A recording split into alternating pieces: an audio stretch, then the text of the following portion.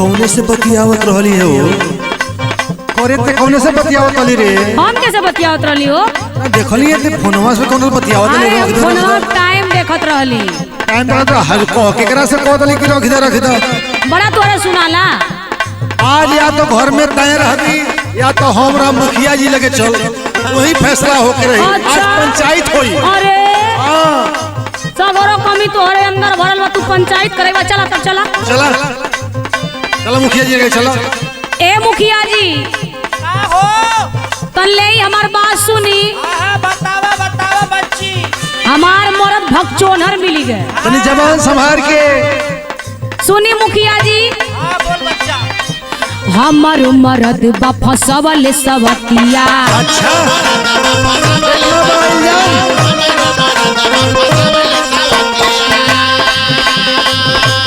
ओकरा ही संग में बितावे सारी रतिया।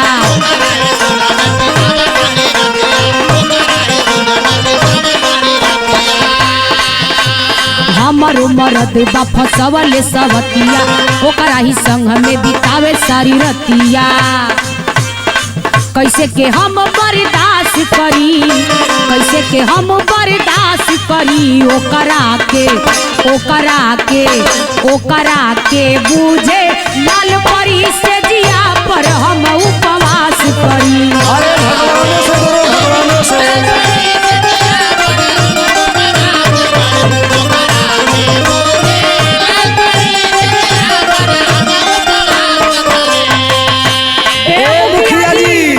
मुखिया जी पहले हमार बात सुनी। हमार करम फूट गए। ये मुँह फुकौना से हमार बियाह हो गई लो। ए मुखिया जी बाबू बोला। हाय सुनो, एकर कौनो बात का विश्वास न करी हो। अच्छा हम बताओ तनियो के मनी हो। मुखिया जी झूठो ही में लहरा लगावे।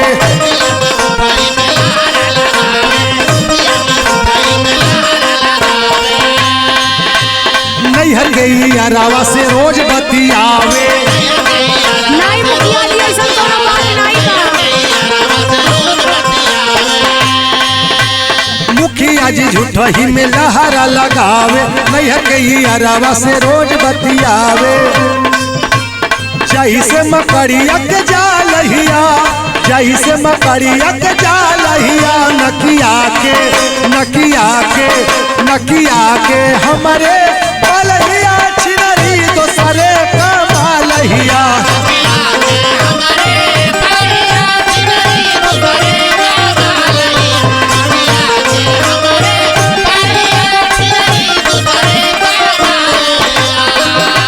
बुझाए मुखिया जी।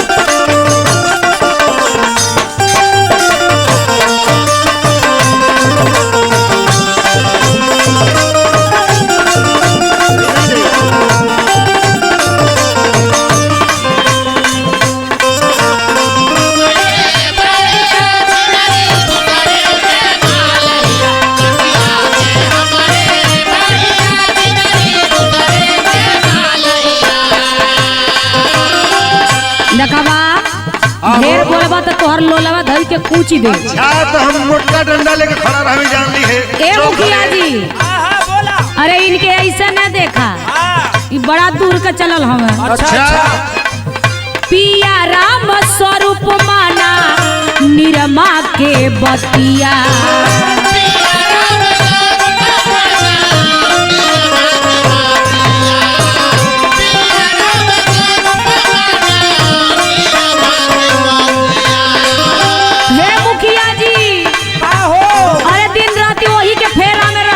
अच्छा हम कहे घूमा था।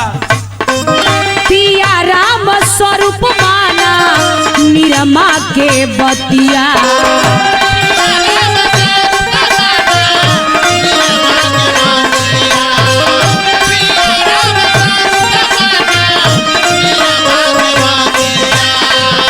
हमके जनाला हवा कुकुरे का जतिया।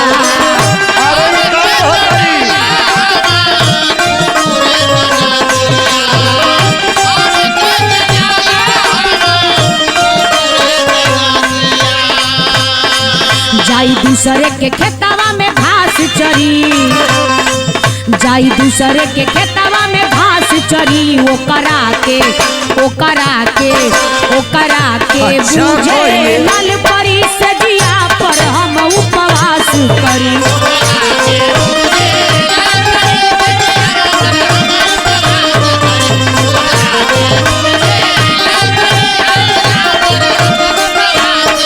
ए मुखिया जी आहो बाबू जान ले इतना हमार पर देखुआ आवत रहला इतना जान ले, लेकिन का बताई हमार बियाह से ऐसन हो गई कि हमार करम फूट अरे गई। फिर हम बियाह कैले रहला उहे में कहत नहीं आ ढोवे के रहल खाची मांगत रहला या पाची ऐ सुना का सुनी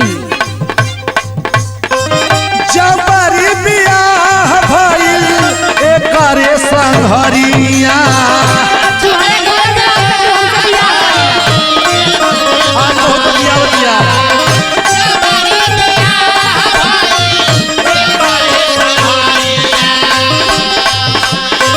नैहरे से लेके आई लाभ का बेमारिया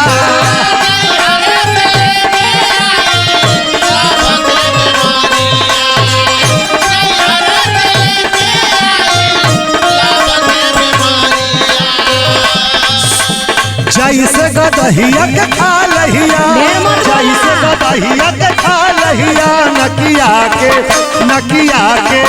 नकिया के हमारे बलहिया छिनरी दोसरे का मालहिया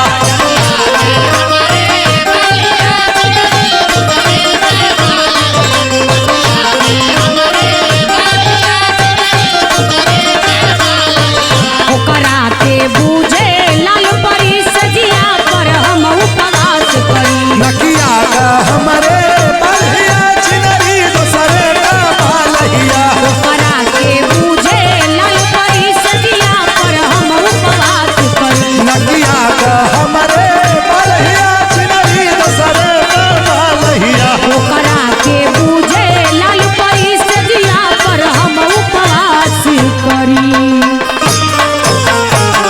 देखली अच्छा, मुखिया चल। जी जा बच्चा निम्न जीवन बितावा